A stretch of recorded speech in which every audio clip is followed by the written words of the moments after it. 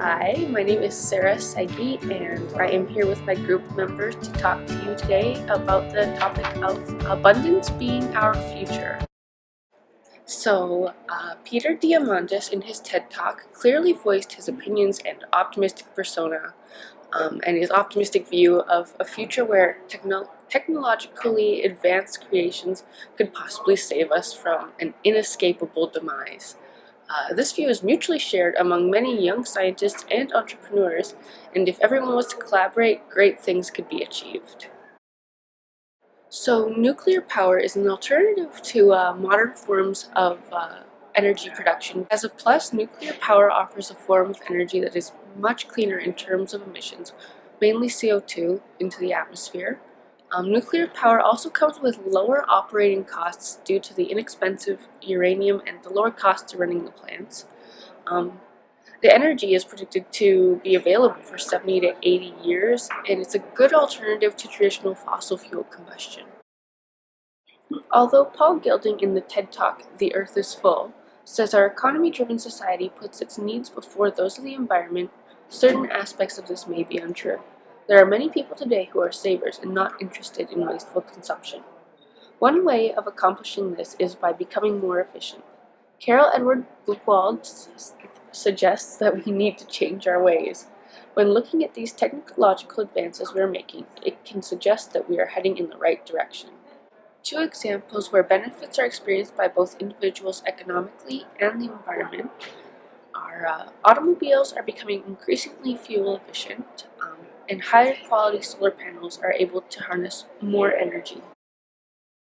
As seen in the image on this slide, automobiles account for 51% of CO2 emissions in the household.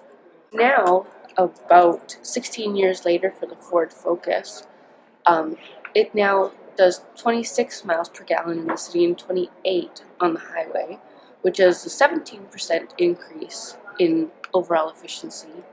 And then over approximately 26 years, the Yukon is now 16%, 16 miles per gallon in the city and 23 miles per gallon on the highway, which is a 33% increase in efficiency overall.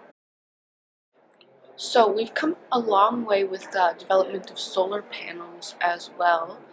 As you can see here, there was, with the older models, abundant heat loss. Like they required a lot of panels. The cost was really high, and like only 4.5% of energy was converted into electricity.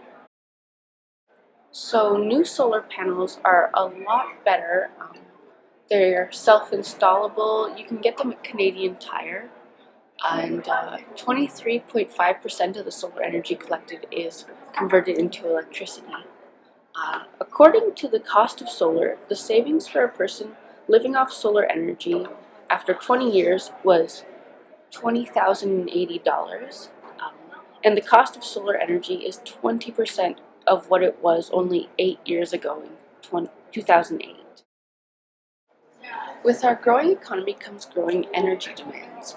Even with these new innovations in solar energy, we'll still have a global energy shortage. The solution? A process called thermal depolymerization. This is a process which can turn just about any carbon-based material, from plants to tires to medical waste, into crude oil. Using this technique, we could significantly reduce the amount of waste we put into landfills and meet our global energy demands at the same time. But what about the environment? As it turns out, this process would actually reduce our net CO2 emissions. In a purely thermal polymerization-based economy, the CO2 emitted from the burning of the oil products would be completely balanced by the plants grown to be used as feedstock for the process. Here's how it works. First, the feedstock material gets ground into small chunks, which are then combined with water. The mixture is then subject to high temperature pressure, and thus breaking down the long carbon polymers into shorter carbon compounds. These compounds can then be separated with already widely used techniques such as fractional distillation. All in all, thermal depolymerization will reduce the amount of waste we produce, reduce CO2 emissions, slow global warming, and allow our economy to operate sustainably by solving the global energy shortage.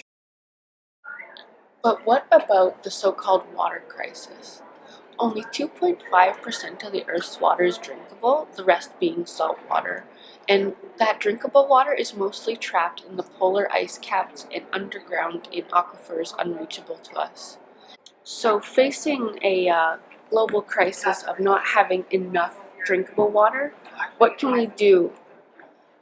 Our only two options are to recycle all that we have and to gain access to that other 97.5%.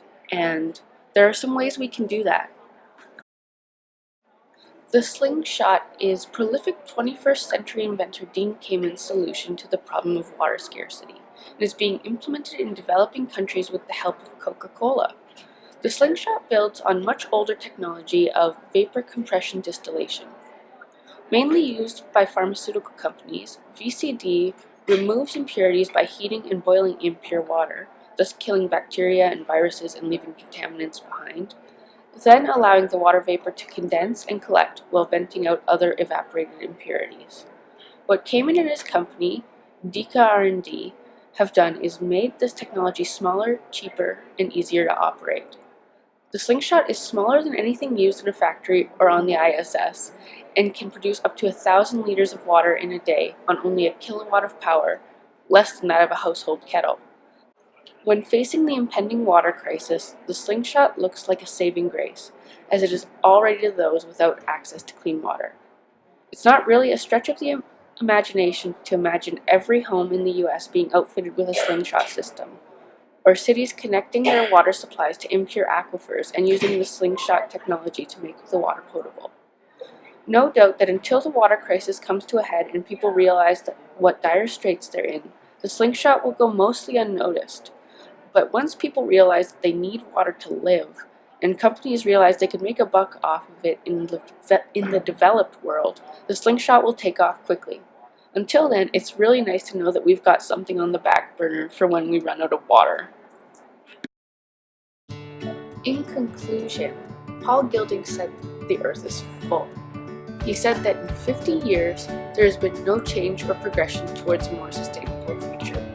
However, the technologies we've shown prove that we, as a society, are moving forward to not only a sustainable future, but an abundant one.